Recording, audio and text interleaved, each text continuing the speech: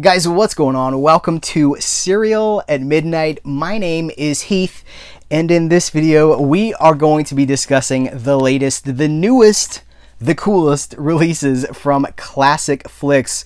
You guys, first we have the two newest installments in the complete Roach Streamliners collection. This is Volumes 2 and Volumes 3. More on these in just a moment. But this is a big one. I'm talking about Abbott and Costello in Africa Screams restored for Blu-ray. It's a huge deal. Before we go any further, I want you to know in this video that you are watching right now, I'm going to show you before and after restoration screenshots so you can see what an amazing release this is, what an amazing job the restoration team did on this. Let's just get right into it. Abbott and Costello, a legendary comedy duo. And at the time that this movie was made, all throughout the 40s, this movie is 1949, Abbott and Costello were making movies for Universal, which is, I think most of you know, allowed them to make all these monsters. Abbott and Costello meet, Frankenstein, they meet the Invisible Man, the Mummy. And so I think a lot of that's kind of a gateway for a lot of us, right, to Abbott and Costello, is those monster movies.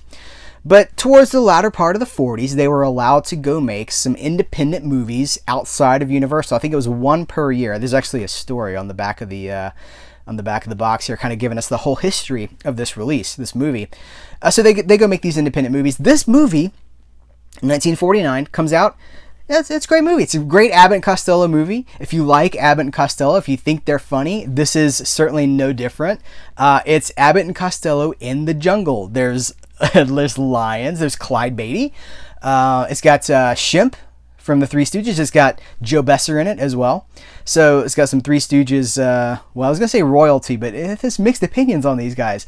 Anyway, some very funny comedic talent in it. And I think it's the 70s come around. This movie goes into the public domain at some point, I believe in the 70s. Bob Furmanek, who is that's a name that a lot of you guys know, a lot of classic cinema lovers know that name. So he launches a Kickstarter recently. He launches a Kickstarter to fund a restoration of this. It's in the public domain. We know what public domain means as home media collectors, right? Public domain means you're probably going to get a brown, muddy image. Usually they come from like 16 millimeter for television sources, right? Like they're very degraded, and then sometimes they're third generation or fourth generation copies. Public domain usually is associated with poor quality, many generations removed from their source. So this movie has been no different. Every previous DVD or VHS release of this has not looked very good. It tends to be brown. It tends to be muddy. But this Kickstarter campaign was launched by Bob Furmanek. They raised, I have some facts here on the back that I've got myself some notes here. 627 backers raised $32,000. The goal was met in 29 hours. Okay, that's a lot of classic film lovers. And this is one of the reasons that we talk about, sometimes people say, oh, well, I want a restoration of this, new transfer or nothing. It cannot be overstated. Even with studios and stuff, restorations cost a lot of money. And something like this, you're talking about over 600 people invested their money to have this thing restored. That's huge. So I think when we talk about these things, let's try to, I want to talk about them in a way that understands that it doesn't just happen. It's not a nameless company, but even, even with studios, it doesn't just happen. It takes money, it takes people to do these things. And this is certainly no exception. Over 600 people, $32,000. So how does it look? That's the question. The goal was met. How does this thing look? It looks absolutely amazing. So here's, you guys are seeing some before and after screenshots. Now the source for these screenshots is, this is the YouTube version of Abbott and Costello in Africa Screams. So there may be better DVD transfers out there, but this is the same public domain source, okay? And the restored version, the cleaned up version, as good as it looks in this footage, it looks even better if you're watching it. Screenshots only do so much service because you're talking about a digital image that's then been uploaded, compressed through YouTube. I always have to say these things because people are like, well, I don't know. It doesn't have I can't see film grain. Well, YouTube is already compressing this down to who knows what, and then it's a digital image, but in person, like with the naked eye, it looks fantastic. I mean, this thing has been I can't tell you how impressed I was when I started this thing. It looks so good.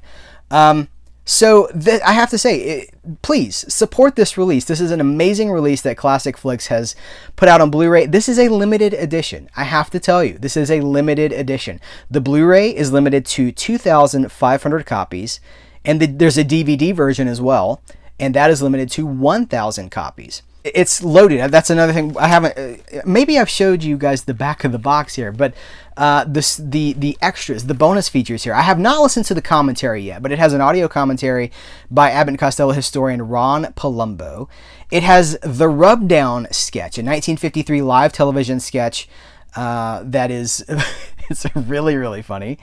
It has Abbott and Costello, a radio show with Bela Lugosi, the broadcast master of the May 5th, 1948 radio show. Now here's the thing, there's two different versions of this. You get the uncut version, which has some flubbed lines and some, like some goofs in it, and then they have the final broadcast version as well, over 40 minutes long. There's a Lou Costello filmed interview with Max Baer and Joe Louis. This is a boxing thing. It's about 2 minutes long. It's kind of short. July 2nd, 1940. Restored Abbott and Costello 3D comic book from October 1953. Now you're going to be like, a comic book. The comic book has been scanned. It's digitized on the screen. It's presented as like a slideshow. You pause on each page. Each page is there for 5 seconds. You pause on each page, and it is 3D. And you have the two different versions of 3D. You have the what is it, the polarized version. You also have the red and the cyan version. You're like, well, that doesn't do me any good if I don't have any 3D glasses. Well, guess what? Guess what, Jack? You get the 3D glasses here as well. And it's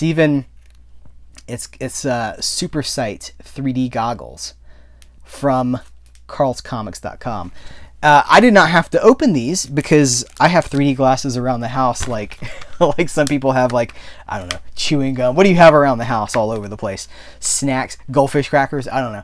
I've got 3D glasses like in every drawer in the house, so I just popped those things on, and I was watching these 3D, I was reading them. It's amazing. I'm reading a 3D comic on my TV. Fantastic stuff. So the one pair of replica glasses, Super Sight 3D glasses, included selected outtakes, bloopers taken on the set during production. You guys, they have like a gag reel, like bloopers from the making of this movie. And it's like what we expect, like, watch like gag reels from The Office or whatever, and they flub their lines. That, but from the set of the movie. It's fantastic stuff. Photo gallery with the original posters, lobby cards, press book, ballyhoo, and trade magazine and newspaper advertisements from both the 1949 and the 1953 releases. Photo gallery with production stills taken on the set. Clyde Beatty's Animal Thrills, which is like, I think it's 10 minutes or 9 or 10 minutes. I watched it. Clyde Beatty was he was a very famous, like, jungle kind of a guy, lion tamer, he's like, the whip and the chair and everything, like, there was like a 9 or 10 minute home video, like a home, you'd have a reel, like you'd have your reel and you'd fire it up and you'd kind of like Super 8, that sort of a thing. You'd set it up and you'd watch it in your living room, on your bedroom wall or whatever. They have this film of like, it's Clyde Beatty, he tames the lions, but watch out, that one's angry, that sort of a thing. That's on here too.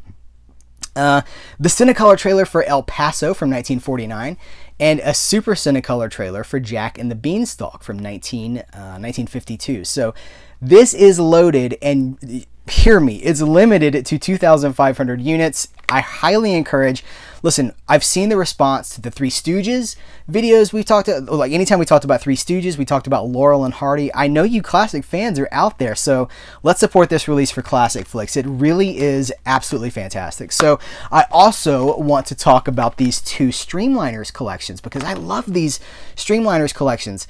By the way, this seems like a good opportunity. This is volumes 2 and 3. We've talked about volume 1 as well, and other ClassicFlix releases. So I'm going to link right here to our ClassicFlix playlist. We have a playlist, you guys, of all of our coverage of ClassicFlix.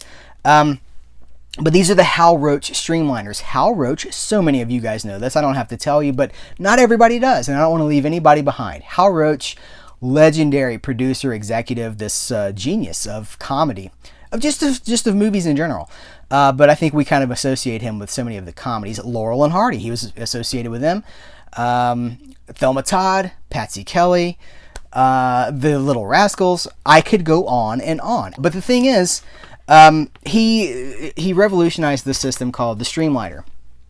And the Streamliner was, Streamliners, you know, there's like the train, the Streamliner train that could get to point A to point B faster than ever in the, you know, late 30s, early 40s.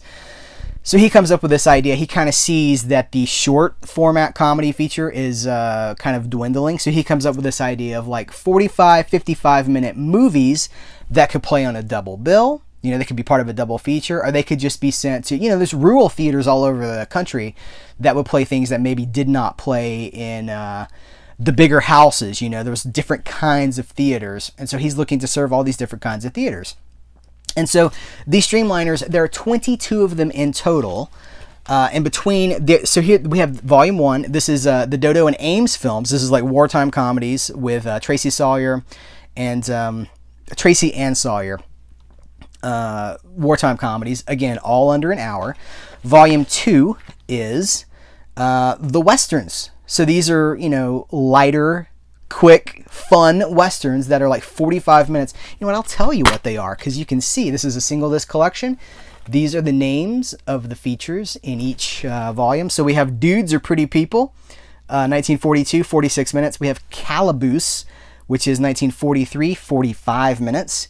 See, these are like an episode of a TV show now. So, and Prairie Chickens, 1943, 47 minutes. Jimmy Rogers, Noah Beery, that's Volume 2. Volume 3 is the Taxi Comedies with William Bendix and Joe Sawyer of Tracy and Sawyer. He was already around on the lot doing stuff. So Hal Roach threw him into these comedies as well. And we have, there are 3 of them here as well. Is it turned up right? Yeah. Brooklyn Orchid, 1942, 51 minutes. The McGuirans from Brooklyn, 1942, 46 minutes. And Taxi Mister, 1943, 46 minutes. So these 3 volumes already give us a substantial amount of the Streamliners, and they have already, ClassicFlix has already solicited Volume 4 is the musicals. That comes out in August, Hal Roach's musical Streamliners. Volume 5 is Pitts and Somerville, plus other rarities. That's coming in October. Zesu Pitts and Somerville. They were a comedy team in the 30s. They reunited for a couple of movies in the 40s. Zesu Pitts, also comedy team with Thelma Todd. So with all those releases, volumes 1 through 5, that only leaves 2 Streamliners by my count. If my count is correct, that leaves 2 Streamliners.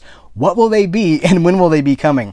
We will see, but you guys, clearly, I love this brand. I love ClassicFlix. I love what they are doing for cinema. I'm so appreciative to the financial backing, the Kickstarter backing that supported this release. I'm grateful that there are folks who are so committed to preservationism, the preservation of these classic movies. With everything that's going on right now, so many times people lead with fear. They say, well, physical media is dying. It's all going away. You know, you're never going to be able to see the stuff you want. Well, this says otherwise, because as long as we are willing to support, fund, finance, and buy things like this, it's never going away. So support the stuff that you care about, support what you love, and guys, support ClassicFlix. And if you do, please let them know that Serial at Midnight sent you, because clearly I love these guys. I love what they're doing, and I love these 30s, 40s, even into the 50s. I love this era of entertainment. We must not forget the comedy of the past, the entertainment of the past. We must not forget, because it's fantastic. Guys, thank you so much for hanging out, talking about these releases, talking about Africa Screams. What do you think? It's amazing, right? They brought this thing back to life. Thanks so much for your time. Take care. And until next time, I will catch you later.